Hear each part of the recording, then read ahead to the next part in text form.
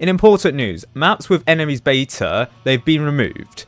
However, this now does mean enemies beta is now the default option for all maps. Now, I don't know what the case is if it's hardcore mode. Are the mysteries still replaced with the breakers in Wrecked Battlefield? Because I haven't seen anyone say that the mysteries are not in the game anymore. It's just that the modifier isn't active, and I don't know how that works. But certainly in Grass Isles, you can see that the enemies appearing, they're not the original versions. To be fair, this is intermediate mode, but because of multi-mode changes, all survival game modes, they have the new modern enemies, the new modern enemy codes. They're not legacy enemies anymore. This is because in admin mode, the modifier has been replaced with the legacy modifier. Yeah, here, the old legacy modifier with enemies with legacy variants. So you can actually spawn in, say, the abnormal, and it would be replaced with the original legacy version here. Even though, is it here? Yeah, it's here. So if you do the enraged, probably would spawn the legacy version as well. Yeah. So it seems like an automatic modifier. Would you spawn in breakers, and when they spawn in the... No, they spawn in the old version seen in enemies beta, but then what if you spawn in a mystery? Yeah. Okay. But hardcore mode might still have them. I assume they would have them because it appears in the index. So I don't know why it's been removed, the modifier. So this does mean that something like Polluted Wastelands also loses enemies beta. But this now does mean mysteries appear instead of breakers. So actually, having enemies beta being lost on maps actually confuses the game somewhat, and you can get mysteries in Polluted Wastelands 2. But then maps like Crossroads still have it, and then the enemies still get replaced with the beta variants. So it just seems really inconsistent about how the new enemies beta system works. It's not beta anymore at this point. If they removed it, it's not beta, but it's just weird now. Additionally, I've probably mentioned this before, but I'll say it again because people are going to get confused. Deluxe crates on first purchase of VIP Plus have decreased from 2 to 1 because due to a glitch, they actually awarded 2. That was due to compensation glitches after the 18th of May. This was fixed because they had assumed anyone who bought VIP Plus then has already been compensated, so they removed the compensation glitch. So the deluxe crates been reduced from 2 to 1 on first purchase, high grade crates have been reduced from 6 to 4, and timescale tickets have been reduced from 14 to 10. This is not a glitch, but that's just something to warn you about. And some tips for you: if you want to buy the VIP Plus, buy it directly from the Roblox website. If you buy it through the Roblox app, it'll cost slightly more. So mentioned here has used Poland as an example, the Polish zloty, 29.99 zloty in the Roblox website, but in the Roblox app it will cost 39.99 Polish zloty due to App Store commissions. Just some advice for ya. Additionally, when I said duplicate logbooks were fixed, that was based on what Out of Bear said to some players, saying that they was going to be fixed in the next update. Turns out he's wrong. You still get duplicate logbooks for some reason.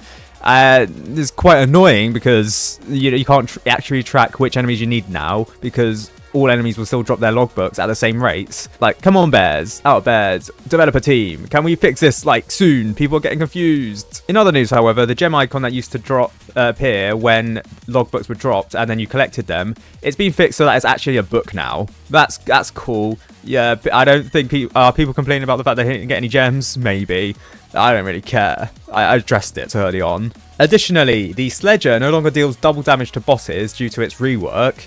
There was a glitch where it used to, because I don't think the chill effect still applied to it, so the Sledger used to deal double damage to bosses, but it's no longer the case anymore since I don't think they can be chilled.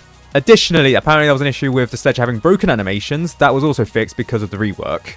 Another fix for the Sledger is that it no longer hits max hit enemies anymore. It's been updated to be accurately max hitted, but I think the Aftershock effect also has a max hit limit, otherwise all these enemies would be affected. However, there is still a glitch where the max hits for the Sledger is actually 1 above what the claims for the Sledger. So at level 0, it's claimed that the max hit is 2. Actually, no, it's 3. It's like I don't know, it's 1 above what it should be. So, some more fixing for the Sledger. It's still slightly better than it should be, but at least it's not completely broken. Oh, and in sad news, you can't get golden mode anymore, and I think the golden mode enemies have also been removed. I don't know why they were first added in the first place, because the developers said that legacy game modes would be added later on, but that does mean you can't do legacy fallen mode anymore. That means you can't actually replicate polluted wastelands in this game mode anymore, or this, yes, sandbox mode. It should be added in the future, next year, but it shouldn't have been in the game in the first place. This does mean the Golden Titan is still not returned yet. You can still get it in the future.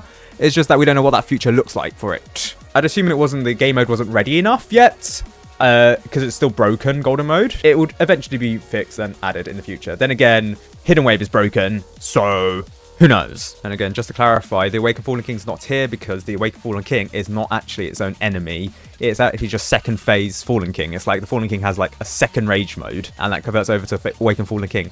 It's like the Reanimated, I think, where the Abomination changed into the Reanimated after its death, but you can't get the Reanimated logbook because it's just the Abomination kind of rage mode. The nerf for the amount of bells in multi-mode specifically from 13 to 10, and Outpost 32 easy mode from 9 to 8.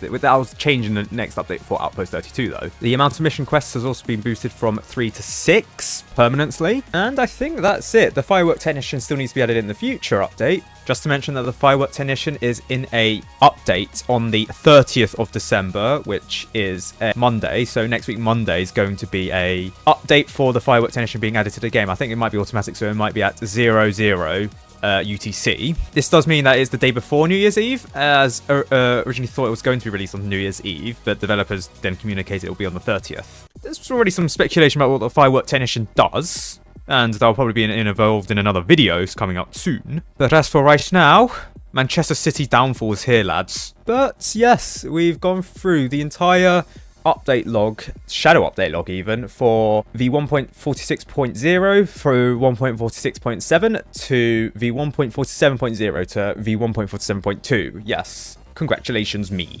Oof, finally done for every single video for this update. Jesus Christ, developers, you did work me hard for this one.